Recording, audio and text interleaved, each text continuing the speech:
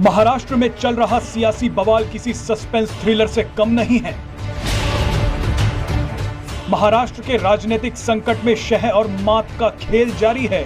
शिवसेना के नेता एकनाथ शिंदे ने हिंदुत्व के लिए पार्टी से बगावत कर दी है।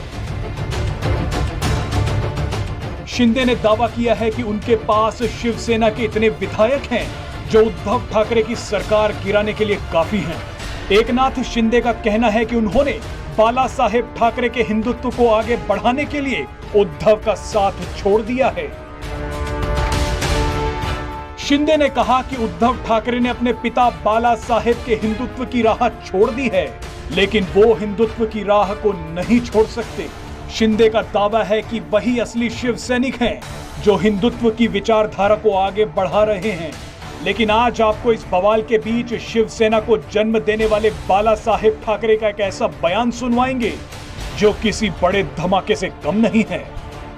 आपको कहीं लगा कभी ऐसा कोई बात हम मेरे हिंदुत्व के विचार में और कोई मेरी जो भूमिका है इसमें कोई बदलाव आ रहा है और आया होगा तो बताइए। मैंने एक सीधी बात की थी to expose this so called secularist, बड़े ढोंगी लोग हैं। मैंने एक बात की थी कि मुसलमानों का जो मतदान का हक है वो छीन लो, निकाल दो। एक भी निधर्मवादी उनके लिए आंसू नहीं गिराएगा, एक भी नहीं, क्योंकि ये लोग मुसलमानों पर प्यार नहीं करते, उनके पीछे जो वोट बैंक है इस पर प्यार करते हैं।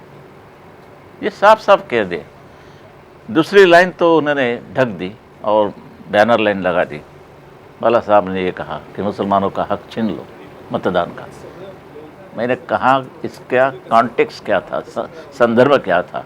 संदर्भ ये था, मैंने कहा कि दो जब चीज़ बात होती है, मुसलमानों को पाकिस्तान मिल गया और बाकी रही बात हमारी हिंदुओं की। ये हिंदुस्तान हिंदुओं का है, फिर भी हुकूमत मुसलमानों की चलती है। ये मैं कभी नहीं बर्दाश्त करूँगा, कभी भी नहीं। और जो है वो हमारे हैं।